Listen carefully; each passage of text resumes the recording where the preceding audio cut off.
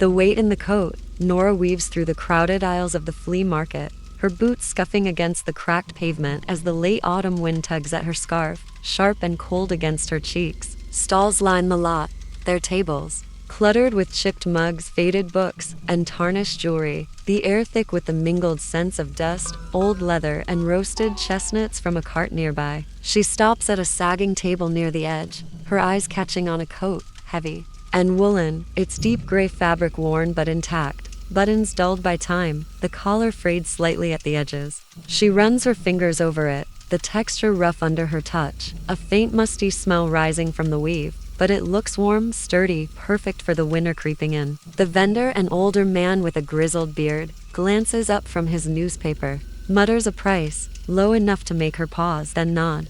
She hands over crumpled bills, folds the coat over her arm, its weight pressing down heavier than she expects, a solid heft that tugs at her shoulder as she heads home through the graying afternoon. She steps into her apartment, a small one-bedroom, on the third floor of a brick building, the door creaking shut behind her as she kicks off her boots, the hardwood floor cool under her socks. The place feels bare, still new, boxes stacked against one wall from the move last week, their edges creased and soft from handling. She drops the coat over a chair in the kitchen, its legs wobbling slightly under the load, and sets her bag on the counter, the keys clinking loud against the chipped laminate. The coat slumps there, its sleeves dangling limp, the fabric pooling dark against the faded wood, and she notices it again, that weight, heavier than it seemed at the market, a pull that lingers in her memory, though the pockets feel empty when she checks, just the smooth lining brushing her fingers. She shrugs it off,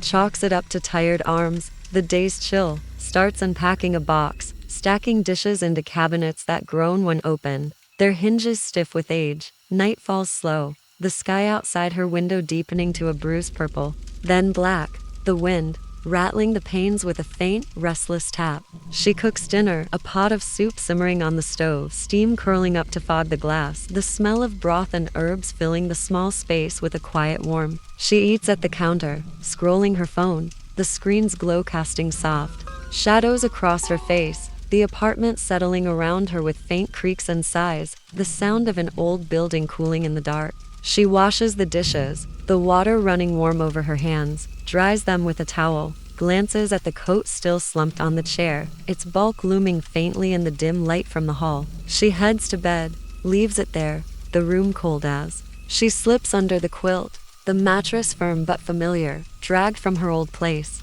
Sleep pulls at her, heavy and sluggish, her eyes drifting shut as the wind howls louder, a mournful wail that weaves into her fading thoughts. A sound wakes her, soft at first, barely audible over the gusts rattling the window, a faint shush, like fabric rubbing against itself, slow and deliberate. She blinks into the dark, the room swallowed in shadow, the clock on her nightstand glowing green, to 43 a.m. Her breath fogs faintly in the chill, though the heat hums low from the radiator, a steady drone that should warm the space. She sits up, rubs her eyes, the quilt sliding down to pool around her waist, listens harder, the shush coming again, sharper, closer, seeping from the kitchen. She swings her legs off the bed, the floorboards creaking soft under her bare feet, steps quiet into the hall, the air colder, sharper, with each move.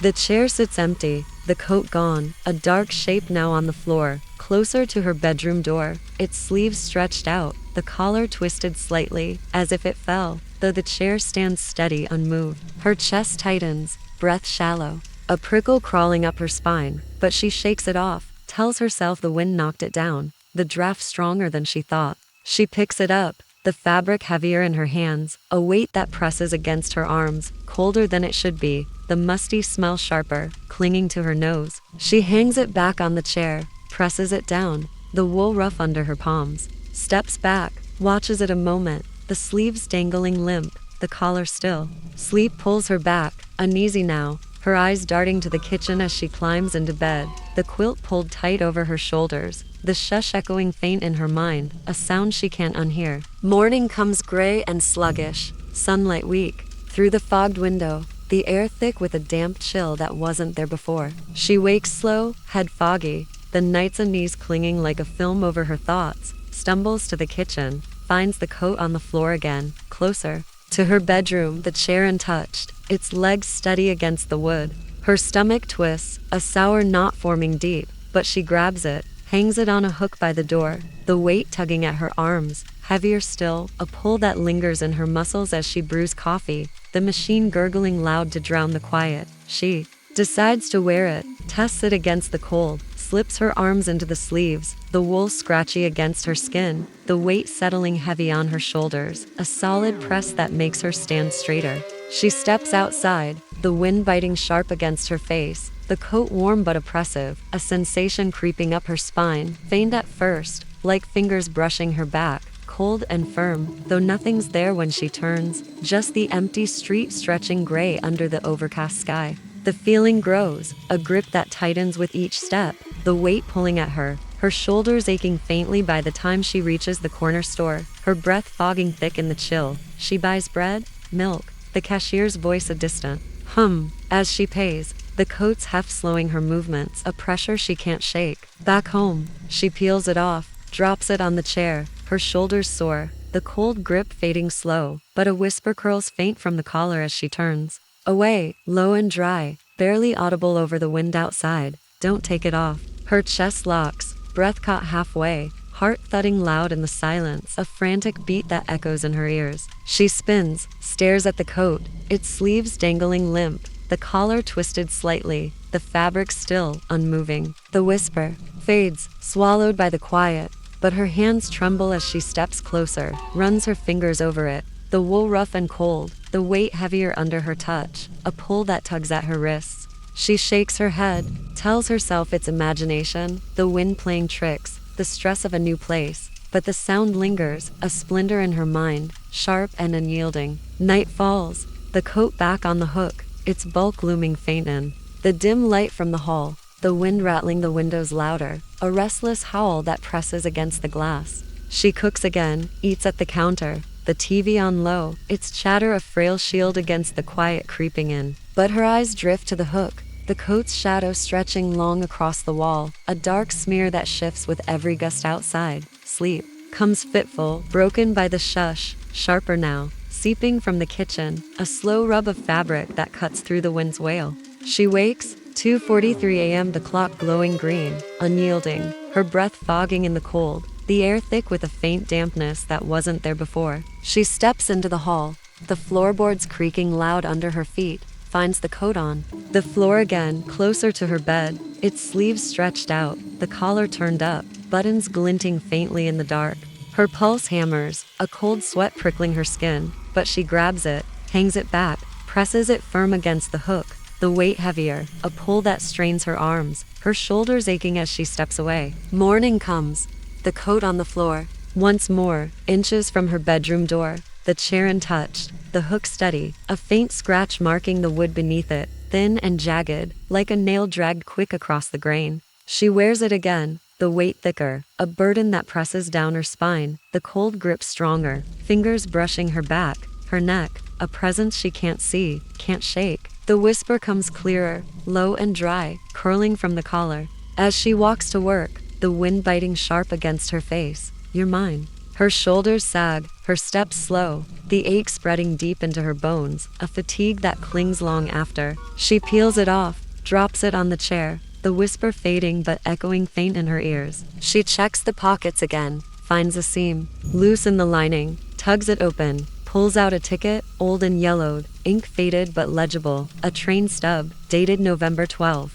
1983, the name Edith Crow scrawled across it in a shaky hand. Her stomach twists, a cold knot tightening deep, the damp smell sharper now, clinging to her hands, her nose, her thoughts. She grabs her laptop, types the name, finds an article, grainy and brief, Edith Crow, 62, missing since 1983, found frozen in alley, wearing heavy gray coat, her chest tightens, breath shallow, the room spinning slightly as she stares at the coat, its bulk slumped on the chair, the collar turned up, buttons glinting faintly in the dim light. Night falls, the shush louder, a steady rub of fabric that fills the apartment, the coat trembling faintly, its sleeves shifting, buttons tapping soft against the wood. She locks it in the closet, the door rattling as she slams it shut, but the sound seeps through, sharper, closer, a whisper weaving into it. don't leave me. Her hands shake as she climbs into bed, the quilt pulled tight, the shush echoing relentless in her skull,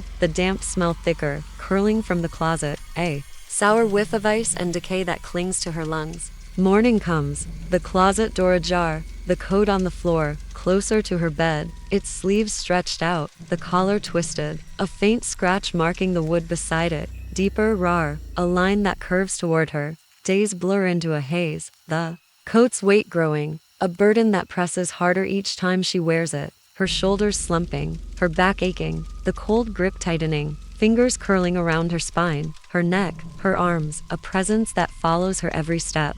The whisper sharpens, a constant drone that spills from the collar, low and dry, filling her ears. You're mine, Nora. Her things vanish. A spoon from the sink gone by noon, a ring from the counter missing by dusk, a hairpin from her bag nowhere to be found, each lost without trace. She checks the coat, finds them in the pockets, wet and cold, sand clinging to the metal, the fabric, a faint smell of ice rising from them, sharp and sour. Night falls. The shush turns to a scrape, a slow drag of fabric across the floor, the coat moving, inching closer to her bed, its sleeves twitching, buttons clacking soft against the wood. She wakes to it beside her, draped over the quilt, the weight pressing down her chest, the whisper loud in her ears, "Stay with me." She burns it, drags it to the bathroom, stuffs it in the tub, douses it with lighter fluid, the match flaring bright as she drops it, flames licking up the wool, smoke curling black and thick, a stench of raw and damp flooding the room. She watches it char, the fabric curling, the buttons melting, the fire crackling loud until it dies, leaving ash and silence. Morning comes, the tub empty, the coat back on the chair, whole and cold, heavier than before, the damp smell sharper, clinging to the walls, the air, her skin. She wears it, the weight crushing now, her knees buckling, the cold grip of ice around her chest, her throat, the whisper, a scream in her skull. You're mine. The mirror fogs, her reflection staring back, eyes hollow, lips moving faint. Don't take it off. She collapses, the coat on her, its sleeves wrapping tight, the collar squeezing her neck, her voice blending with the whisper, a duet of terror. I'm here. The apartment empties, Nora gone, the coat draped over the bed, still and heavy, a weight that fills the room, the air thick with damp rot. Neighbors hear it, a faint shush at night, slow steps dragging across the floor, fabric rubbing soft against the silence. The mirror lies shattered, scratches inside the glass, her name, etched crooked and deep, Nora. Epilogue. Weeks later, the coat reappears at the flea market, gray and worn, its buttons dulled, the wool heavy under the weak sun. Kate buys it, slips it on, feels the cold grip, the whisper curling faint from the collar. You're mine. Night falls. The shush begins. The weight grows. The cycle turns anew.